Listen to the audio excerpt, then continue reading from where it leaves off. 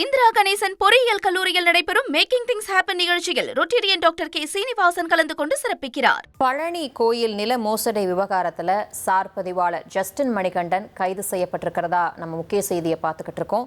தலைமறைவாயிருந்த அவர் போலீசாரால் சிபிசிஐடி போலீசாரால் கைது செய்யப்பட்டிருக்கிறதா தகவல் கிடைச்சிருக்கு. இது தொடர்பான கூடுதல் விவரங்களோட இணைகிறார் செய்தியாளர் சரவணன். வணக்கம் சரவணன். ஜஸ்டின் மணிகண்டன் எங்க தலைமறைவா இருந்தாரு? சிபிசிஐடி போலீசார் அவரை எப்படி கைது பண்ணாங்க? விரிவான தகவல்களை பதிவு பண்ணுங்க. வணக்கம். திண்டுக்கல் மாவட்டம் பழனி தண்டபாணி மடத்திற்கு சொந்தமான நிலத்தை மோசடியாக பத்திரப்பதிவு செய்யப்பட்டதாக தொடரப்பட்ட வழக்குல சிபிசிஐடி போலீசார் பல்வேறு குழுக்களாக பிரிந்து பல்வேறு கட்ட விசாரணைகளை மேற்கொண்டு வருகின்றனர்.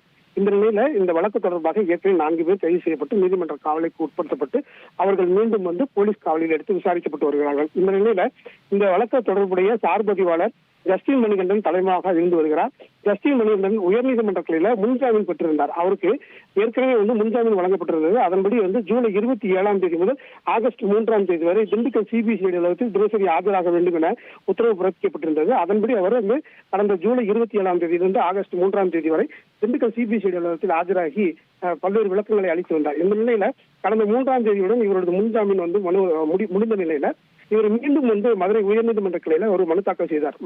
ஜாமீன் கேட்டு நேற்று அந்த மனுவானது நீதிமன்றத்தால் தள்ளுபடி செய்யப்பட்டது. இதை தொடர்ந்து அவர் கைது செய்யப்படுவார் என்று எதிர்பார்க்கப்பட்ட நிலையில இவர் தலைமறைவாக இருந்து வந்தார். இந்த நிலையில் அவர் கொடைக்கானலில் தலைமறைவாக இருப்பது சிபிசிஐடி விசாரணையில் தெரிய வந்திருக்கிறது. இதையடுத்து சிபிசிஐடி போலீசார் ஒரு குழுவாக சென்று கொடைக்கானலில் இருந்த ஜஸ்டின் மணிகண்டனை கைது செய்து தற்போது சிபிசிஐடி அலுவலகம் திண்டுக்கல் அலுவலகத்திற்கு கொண்டு வந்திருக்கிறார்கள்.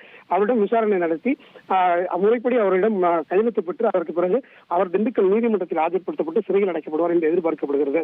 இந்த வழக்கில் ஏற்கனவே முக்கிய குற்றவாளி என கருதப்படக்கூடிய பத்திர எழுத்தர் ஜெயபிரகாஷ் தலைமையாக இருந்து வருகிறார். அவரை பிடிப்பதற்கு 2 குழுக்கள் தனியாக சென்றிருக்கிறது. அவரை விசாரணை நடத்தி கைது சென்றிருக்கிறார்கள்.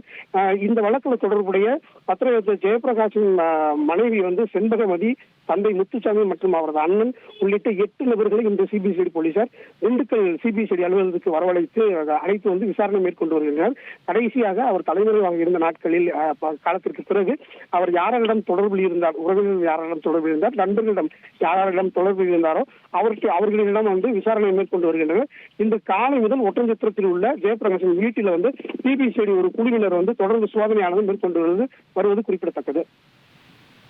நன்றி சரவணன், உங்களுடைய விரிவான தகவல்களுக்கு. பழனி கோயில் நில மோசடி விவகாரத்தில் முக்கியமான ஒரு நபராக இருக்கக்கூடிய ஜஸ்டின் மணிகண்டன், சார் பதிவாளர் ஜஸ்டின் மணிகண்டன் முன்ஜாமீன் கேட்டு உயர்நீதிமன்ற மதுரை கிளையில் மீண்டும் மனு தாக்கல் செஞ்சிருக்காரு. ஆனால் அந்த மனுவானது தள்ளுபடி செய்யப்பட்ட நிலையில் அவர் தலைமறைவாக இருக்காரு.